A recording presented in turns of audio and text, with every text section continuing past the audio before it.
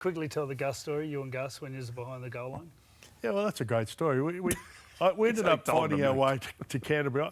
I decided to leave Penrith mainly because they didn't offer me a contract. And I thought, that's a reasonable reason to leave, no money, and they don't want you there anymore. So I ended up going to the Bulldogs. And anyway, had a good first year at the Bulldogs, even though I got injured early. Long story, won the comp in '84, had a long off-season, went on trip away with the boys, Hawaii, All-America, put on about 10 kilos, come back. Really struggled with my weight. Anyway, playing reserve grade this day. We're playing Illawarra at Belmore. And in the old days at Belmore, at one end they had a train line, the other end they had, I think it's houses in those days. We're playing Illawarra reserve grade, me and Gus, going like bastards. Anyway, we had about 8 blokes who played state football, probably a couple of internationals, whatever, playing reserve grade. They had nobody. Half-time comes, we're down 28-0. This is the Steelers, this is just Illawarra, this isn't the Dragons.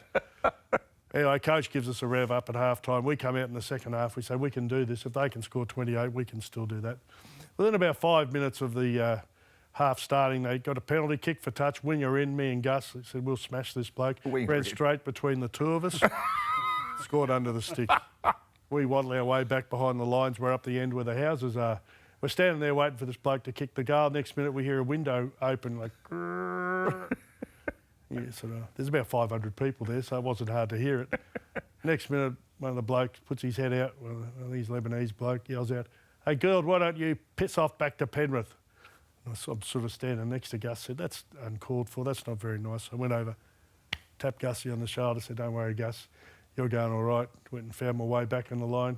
Next minute, the window opens again. And take your fat mate with you. So, had a hell of a time at the Bulldogs. Great club, mate. Very forgiving. I loved it. Very forgiving. They're relentless. Well, we weren't going particularly well, neither Gus or I in reserve grade, so they probably had good reason to do it, but it's not a bad story. Oh, no. I can't remember doing this. Uh-oh.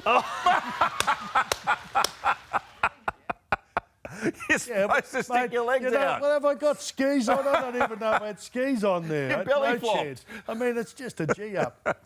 I was always going to do a belly flop. I've never been skiing in my life. What about scootering? Were you any good at that?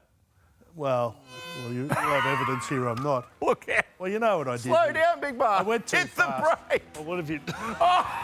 See, that was a match race and I was desperate to win, but I went too fast early. Like, I've never been on a motorbike either. I had no choice then. It was either turn the corner and land or go into the fence. So I went into the fence. I thought I'd hit the ground a bit easier. What if the fence came It didn't work. You would have ended up down the hill. I would have ended up down in the In the car park. harbour. It would have been in the river somewhere in the harbour. I mean, there's a decent drop behind That's a drop, that too. isn't it? Yeah, it is a big drop. That's why I thought, I'm in trouble here. So. You're wobbling at the start. Well, you know what happened? I've never ridden a motorbike, and I know your right hand or your left hand, one of them's the accelerator and one's the brake, right? So I had no idea which was which. So instead of going 50-50, I just thought I'd just go... I thought it looked like a berm to you, like you actually... I was thinking I could have nearly finessed it a bit better and come off the fence and come back down. Did you just get back on and keep going? Gee, that would have been good. Now, you suffered a serious injury. Yeah, I broke my rib. My mother rang me the next day and said, Darryl, we saw you. Mum was living in Brisbane. She said, Darryl, we saw you on the motorbike last night. I said, yeah, Mum, I think I've got a broken rib. I'm all right, though. She said, oh, no, we're not worried about that. She said, just me and your father laughed. And we... I said, oh, yeah, it was funny, Mum. Thanks, Mum. Glad you thought it was funny. Thanks for your support. We have Gina Reinhart on the cover of The Big Issue, but look what happens when we add a moustache. It's Darryl! Yes, it is, Big Marn. What is coal used to create? Ice and water. I came in like a wrecking ball.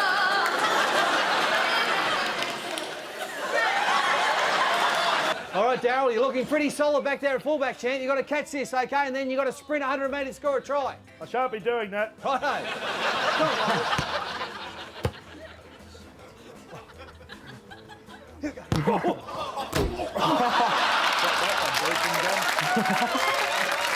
In the film Wizard of Oz, what's the girl's name? So think of a girl's name that rhymes with Dorothy. Dorothy? Who? Horothy. Horothy. No, that's good though. I like it, but not Horothy. Horothy? He said Horothy. I mean Horothy. Who? Horothy. Porothy. No. Yeah. Corothy? Porothy.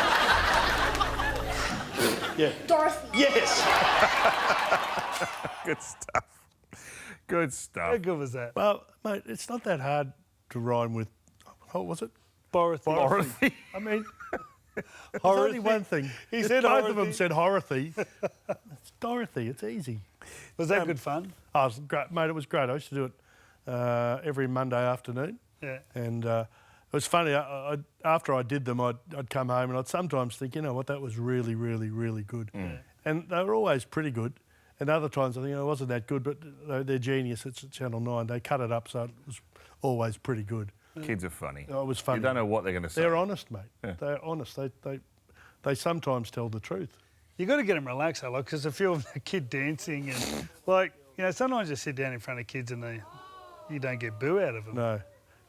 When they're with their mates, they tend to loosen up a little bit. And the thing with that was when we were recording it, in the old days, sometimes you'd have the parents sort of standing watching, and in the end we had to bar the parents from being there because they'd affect what the kids say, you know. And it's always been funny. Won't be long until you can have your little grandson Harley doing a small talk with the Big Marn. Well, there's a little way. How good looking was I? You were a good-looking rooster back then. Oh no, this Not that one. Yeah. We might I did lose some weight after that, I must admit. I was in the jaw. That's what happens when you can't eat. Jaw wide for about 6 months. It was a lot of fun. No, the old school jerseys as well. Yes, little Harley's come along. You've got ever-expanding family. You're doing some great stuff on the radio. Darryl and I did work together on the radio every week too, which is always very good fun. He's still in great form. You get a chance to listen to our great calls at 5:30 We're very good. on Saturday Arbos. I didn't realise, actually, but I'll start to listen. 5:30 Saturdays. Yeah, we do the second game, don't we? We do a lot of great stuff. There's a Big Marn kicking in general play. Henry Foster, remember the old Fuzzy? Yep. Great man. Geez, this is... that's when I was in the bank, I'd Where say. do we Did a find lot all of this great from? stuff in the bank. I don't know. Greg Brentnell Oh, you're about to absolutely nail Greg Brentnell. is a dislocated shoulder. Have you never not had a moustache? When I was born, I didn't have one. Mate, I shaved it off about 10 years ago for a little while, and you know what I looked? It made me look fat. It's slimming, no question. Yeah, so I've decided to go back to the moustache. Is a Mo slimming? Very slim. Is In it? my Darryl's my life, opinion. it is, yes. I had a fat face, so I grew it. So that's it, basically.